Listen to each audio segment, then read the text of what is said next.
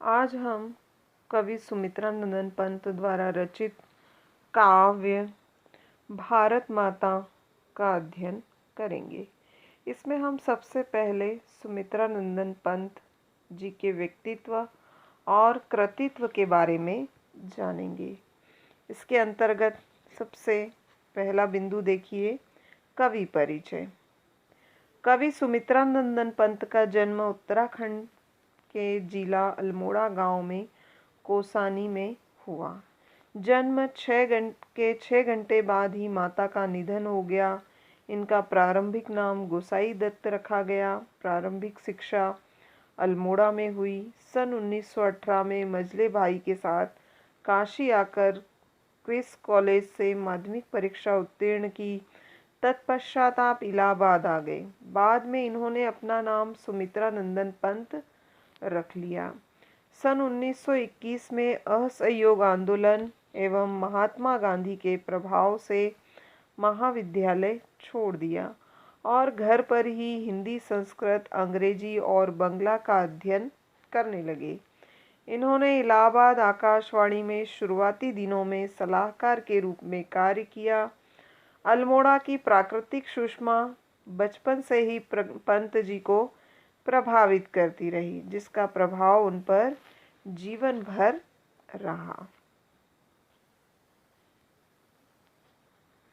चौथी कक्षा से ही पंत जी ने कविता लिखना प्रारंभ कर दिया था।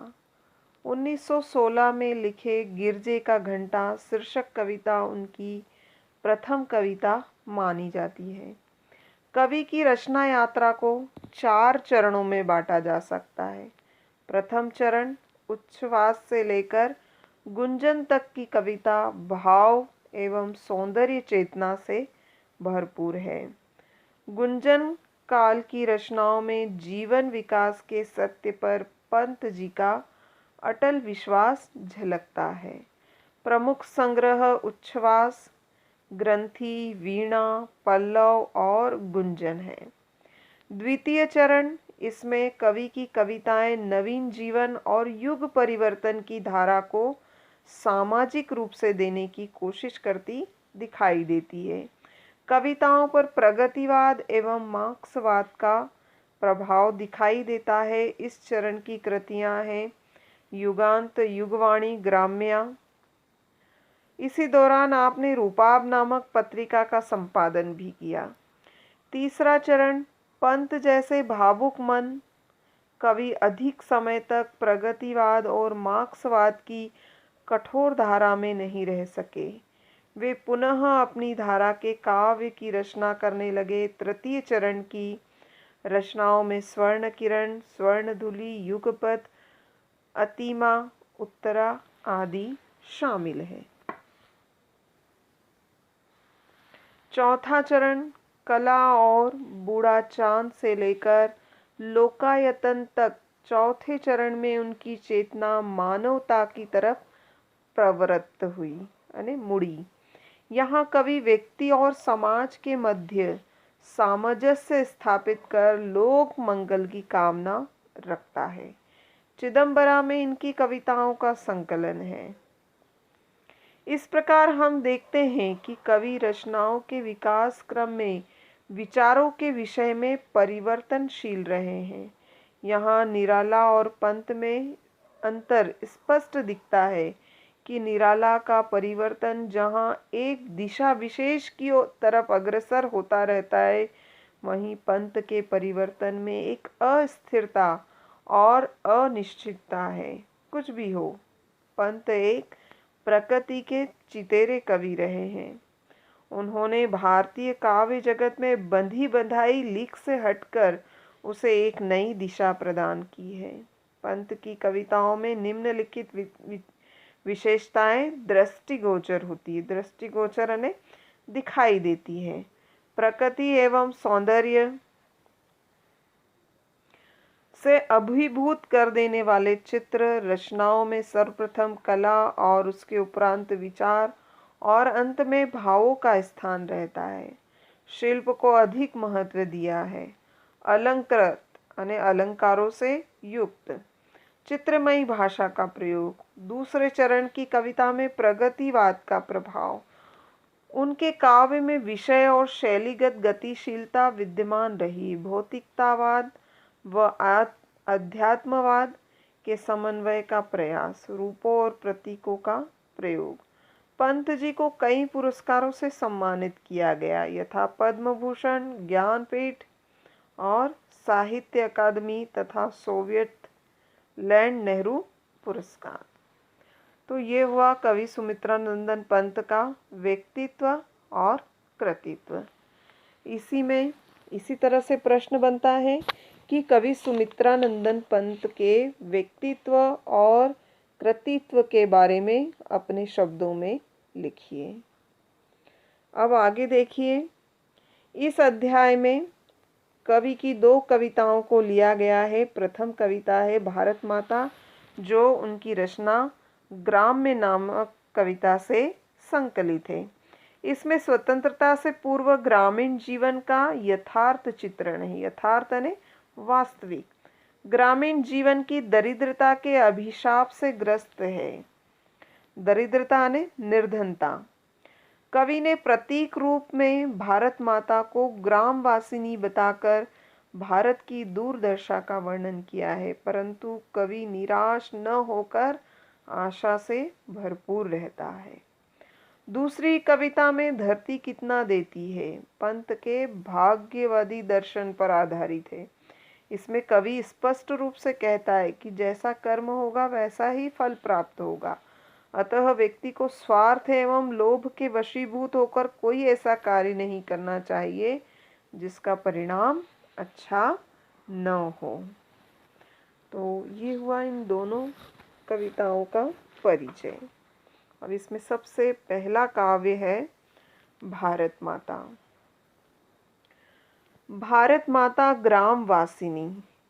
खेतों में फैला श्यामल धूल भरा मैला सा आंचल, गंगा यमुना में आंसू जल मिट्टी की प्रतिमा। ग्रामवासिनी यानी गांव में निवास करने वाली। श्यामल यानी हरा भरा। प्रतिमा यानी मूर्ति।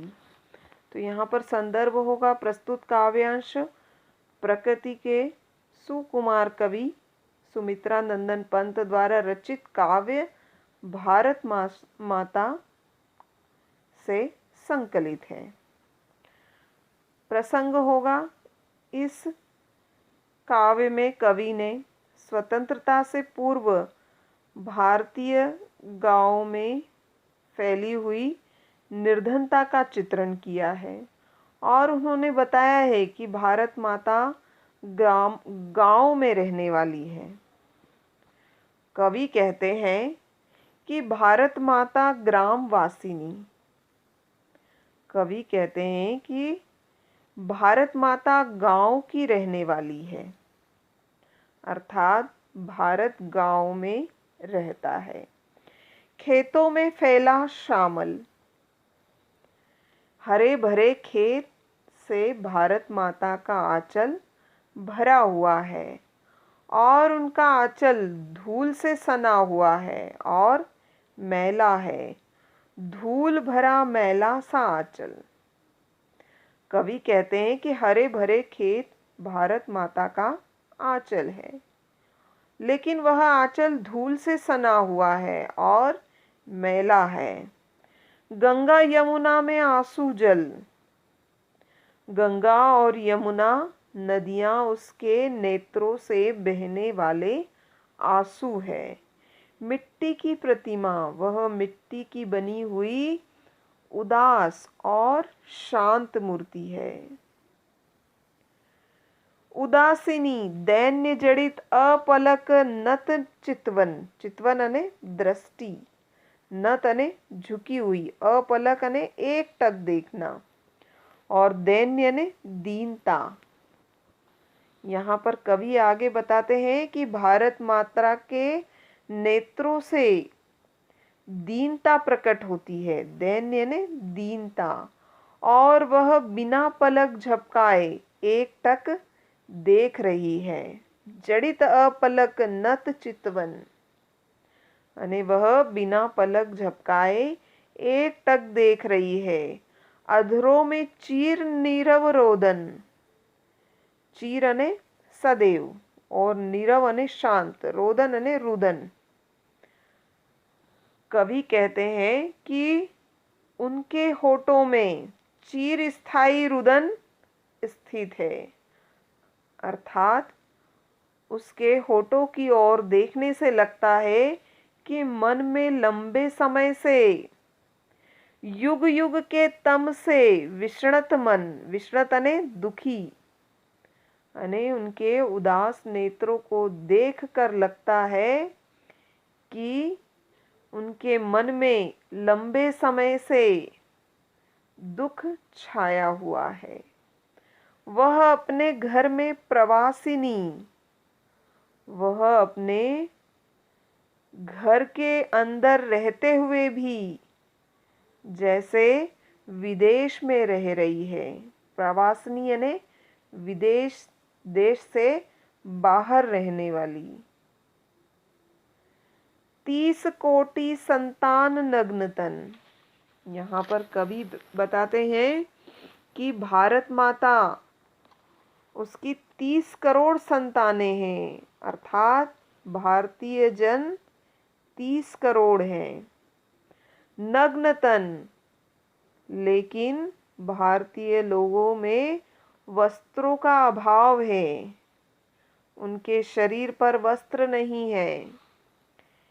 अर्धश्रुतित, वे कैसे हैं?